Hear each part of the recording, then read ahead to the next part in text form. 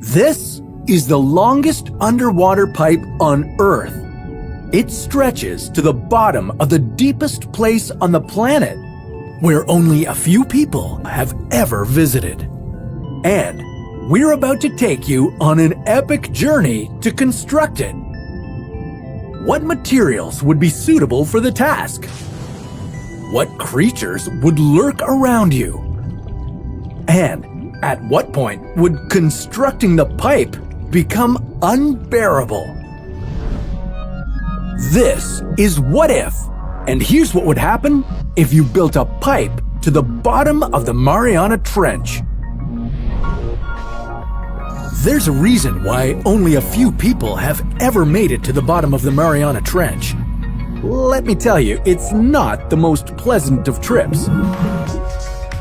The deepest part of the trench, called the Challenger Deep, hits the mark at 11 kilometers. No light makes it that deep, and the temperature is just a few degrees above freezing. If you were to dive down this deep, with or without a protective suit, the pressure would crush you. It would feel as if you had 100 elephants standing on your head, or as if you piled 5 blue whales on your shoulders. That's what I call being under pressure.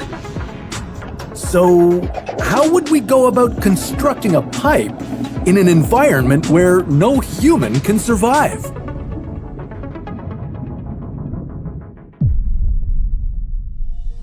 Let's start from the beginning. Building a pipe like this would require a lot of planning, preparation, and millions of dollars. You'd be aiming for a pipe that could withstand pressure 1,000 times greater than our normal atmospheric pressure. What materials would even stand a chance? I could suggest steel, since that's what most water pipes are made of. It's durable and cost-effective, but transporting 11 kilometers of pipe into the ocean as one piece would be next to impossible. You might be better off with polyester or vinyl resin pipe. You could reinforce it with fiberglass and assemble it underwater. When you get to a depth that would crush the fiberglass, you could add some steel. Well, that's the plan. Now, let's see how it would play out. As you descended 200 meters underwater, you'd leave the epipelagic zone and find yourself in the mesopelagic zone. Those are the top 2 of 5 oceanic layers. Your lungs would be getting compressed as you descended deeper and deeper. But it would still be doable at this point, as long as you were wearing a pressure suit. It would be dark, but you'd see twinkling lights once your eyes adjusted to the darkness. Those would be the bioluminescent animals that call the mesopelagic zone their home.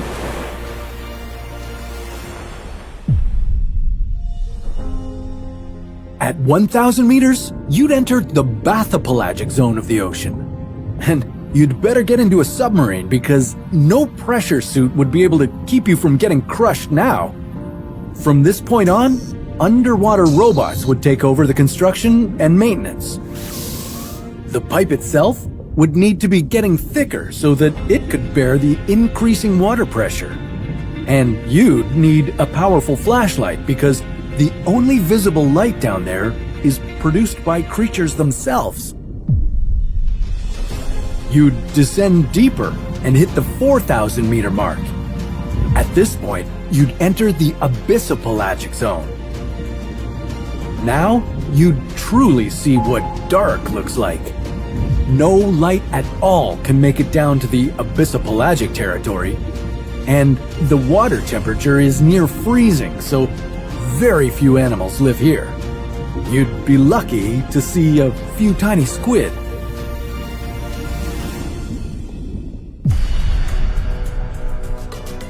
Okay, you're in the home stretch now, in the waters of the hadal-pelagic zone. In the deepest, the darkest, the most unexplored place on Earth. I wouldn't recommend you descend all the way down. At the bottom of the Mariana Trench, The pressure is about 1100 atm. That's the feeling of 100 elephants standing on your head. Building a pipe here would be challenging. You'd need to send some very durable robots to the bottom of the trench because these depths can implode even the toughest of them.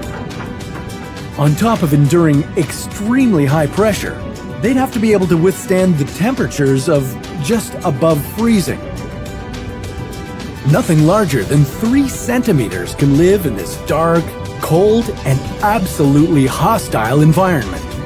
So get cozy and let the robots finish the pipe.